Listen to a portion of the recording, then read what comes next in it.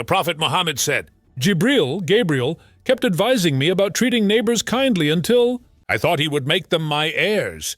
Sahih Bukhari and Sahih Muslim. Explanation. Islam is a religion that emphasizes kindness, compassion, and respect for all human beings. And one of its most beautiful teachings is about the rights of neighbors. This hadith of the Prophet Muhammad highlights the importance of treating neighbors with goodness and care. The Prophet mentioned that Angel Gabriel, repeatedly instructed him to treat neighbors kindly, until the Prophet thought that neighbors might even be given a share in inheritance. This shows the extremely high position of neighbors in Islam. In today's world, many people live side by side but hardly know each other. The Prophet reminded us that being a good Muslim is not only about prayer or fasting, but also about how we behave with those who live close to us. Neighbors can be Muslims or non-Muslims, relatives or strangers. Islam commands kindness to all of them. A neighbor's right includes helping them in times of need, visiting them when they are sick, congratulating them on happy occasions, and showing sympathy in times of sorrow. If your neighbor is hungry, you should not eat your food without sharing it. The Prophet once said, "He's not a believer whose stomach is filled, while his neighbor goes hungry."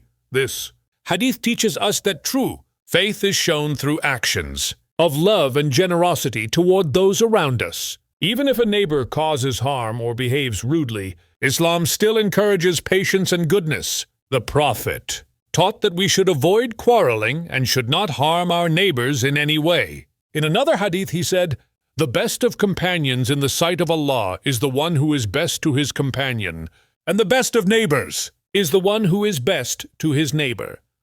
This shows that the best Muslims are those who spread peace, kindness, and happiness in their surroundings. In Islamic society, neighbors are considered part of one's extended family. If everyone follows this teaching, communities will become full of harmony, safety, and love. It removes loneliness, builds trust, and creates a strong bond between people. Imagine a street where everyone greets each other with smiles, helps each other in hardship, and prays for one another. This is exactly what Islam wants. The Prophet was himself the best example of this teaching. He would send gifts to his neighbors, inquire about their well-being, and never harm anyone living near him. Even non-Muslims who lived near him felt secure and respected. His noble manners became a light for the whole world. Therefore, every Muslim must remember that being a good neighbor is not optional. It is part of faith. Loving and helping our neighbors is a way to earn Allah's mercy and build a peaceful life both in this world and the hereafter.